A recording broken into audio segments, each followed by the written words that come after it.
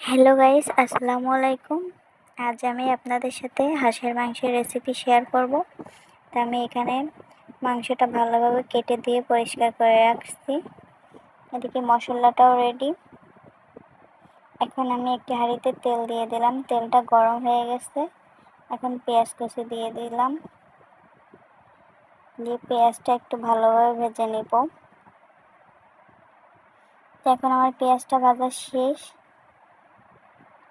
এর ভেতরে রসুন বাটা এবং আদা বাটা দিয়ে দেব।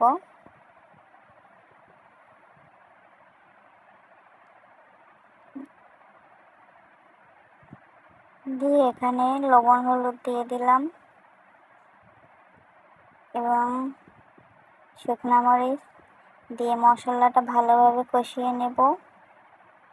মশলাটা যাতে পুড়ে না যায় তলে, তার জন্য একটু পানি দিয়ে নিলাম। দিয়ে এখন মাংসটা দিয়ে দিলাম, দিয়ে একটু ভালোভাবে কষিয়ে নেব।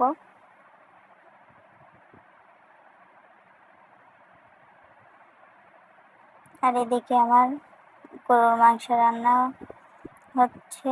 বাসায় মেহমান আসবে, তার জন্য। আমার গরুর মাংসটাও প্রায় রান্না শেষ। আর অন্য চুলায় আমি হাঁসের মাংস রান্না করে নিচ্ছি।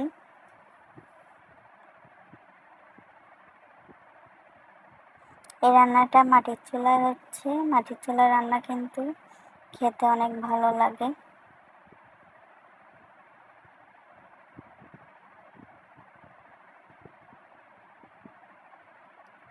এখন মাংসটা কষানো শেষ।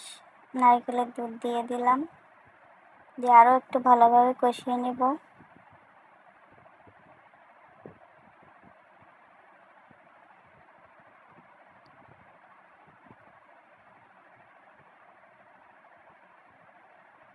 হাঁসের মাংসে নারকেলের দুধ দিয়ে রান্না করলে কিন্তু মাংসের স্বাদটা অনেক সুন্দর হয়।